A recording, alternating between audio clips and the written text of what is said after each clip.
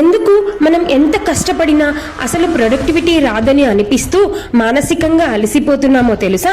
ఎందుకంటే మెదడు పనితీరు ఆధారిత సిస్టంలో రన్ చేయడం ద్వారా, అంటే పర్ఫార్మెన్స్ బేస్డ్ సిస్టంలో, అలా కాకుండా ఎఫర్ట్ బేస్డ్ సిస్టంలో ఎలా నడిపాడో 5000 ఏండ్ల క్రితమే కృష్ణుడు ప్రొడక్టివిటీ సీక్రెట్స్ని కర్మయోగ రూపంలో చెప్పాడు. కర్మణ్యేవాధికారస్తే మా ఫలేషు కదాచన అన్న శ్లోకంలో. ఈరోజు మనం ప్రొడక్టివిటీ అంటే ఎంత అవుట్పుట్ వచ్చింది, ఎంత ప్రాఫిట్ వచ్చింది అని కొలుస్తాం. కానీ కృష్ణుడు ప్రొడక్టివిటీని ఇలా డిఫైన్ చేశాడు: ఎంత ఫోకస్తో చేశావు, ఎంత అటాచ్మెంట్ లేకుండా చేశావు అని. ఫలితాన్ని దృష్టిలో పెట్టుకుని పనిచేస్తే మనసు భయంతో, స్ట్రెస్తో నిండిపోతుంది. కానీ కర్మయోగి యాటిట్యూడ్తో చేస్తే క్లారిటీ, క్రియేటివిటీ, కన్సిస్టెన్సీ పెరుగుతాయి.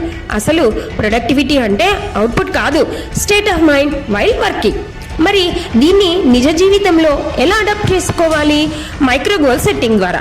రోజు ప్రారంభంలో నేను చేయాల్సిన పని ఇదే అని క్లియర్గా నోట్ చేసుకొని చిన్న చిన్న గోల్స్ పెట్టుకోవడం, అలాగే పని చేసేటప్పుడు ఫలితంపై కాకుండా ప్రాసెస్పై దృష్టి పెట్టడం, రోజు చివర్లో ఫలితాన్ని కాకుండా ఎంత 100% ఇన్వాల్వ్మెంట్ ఇచ్చాను అని ఎవాల్యుయేట్ చేసుకోవడం ద్వారా.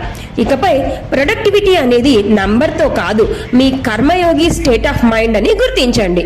ఈ రోజు నుంచే ఫలితాల భారం వదిలి ప్రాసెస్లో పూర్తిగా మునిగి చూడండి.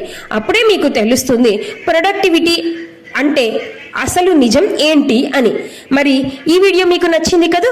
వెంటనే షేర్ చేయండి, లైక్ చేయండి, కామెంట్ చేయండి ప్రొడక్టివిటీ అని, సబ్స్క్రైబ్ చేయండి మరిన్ని ఇటువంటి గీతా ఇన్సైట్స్ కోసం.